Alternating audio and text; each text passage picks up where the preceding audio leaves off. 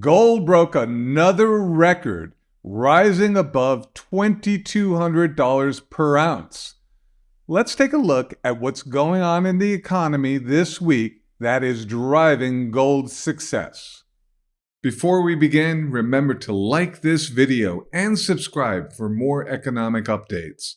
On Tuesday, the Labor Department will kick off the week's employment data when it issues the results of the February Job Openings and Labor Turnover Survey, otherwise known as the JOLTS report.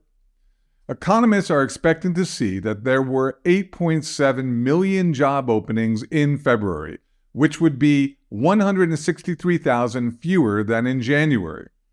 Job openings have fallen off about 25% overall since they reached a peak of nearly 12 million in March of 2022. At that time, there were roughly 2 job openings for every unemployed person.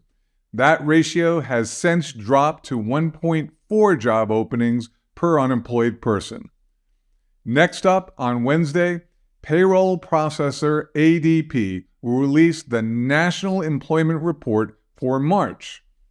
Economists expect to see that private sector employment increased by 150,000 jobs last month, following an increase by 140,000 jobs in February.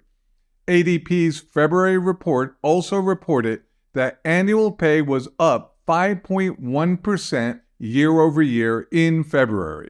Rounding out the week's jobs numbers will be the government's non-farm payrolls report for March, which comes out on Friday. Economists project 180,000 jobs were added last month and that the unemployment rate remained unchanged at 3.9%. Through February, the official unemployment rate has remained below 4% for 2 straight years. However, should the rate land at 3.9% 2 months in a row, it could suggest that some actual loosening in the labor market may be underway. Currently, the Conference Board is forecasting that unemployment will average a little more than 4% during the last half of 2024. Shifting gears, the consensus estimate for ISM's manufacturing PMI is a reading of 48.5, about 0.7 of a point above where it landed in February.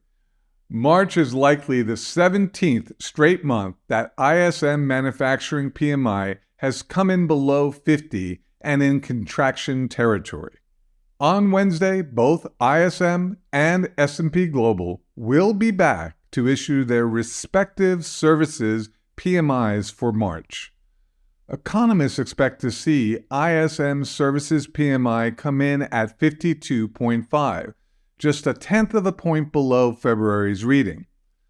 ISM Services PMI hasn't had the same struggles as its manufacturing counterpart. The index has remained above 50, indicative of expansion in the services sector in 44 of the previous 45 months. The final estimate for March of S&P Global Services PMI is expected to come in at 51.7, 0.6 of a point lower than February's reading. And finally, we'll hear from the Census Bureau this week with numbers on construction spending for February. After declining 0.2% in January, economists expect to see that construction spending climbed 1.1% month over month in February to a seasonally adjusted annual rate of $2.12 trillion. There's a lot going on in the economy to be concerned about. Meanwhile, gold is shining. Join us again on Saturday when we recap the events of the week.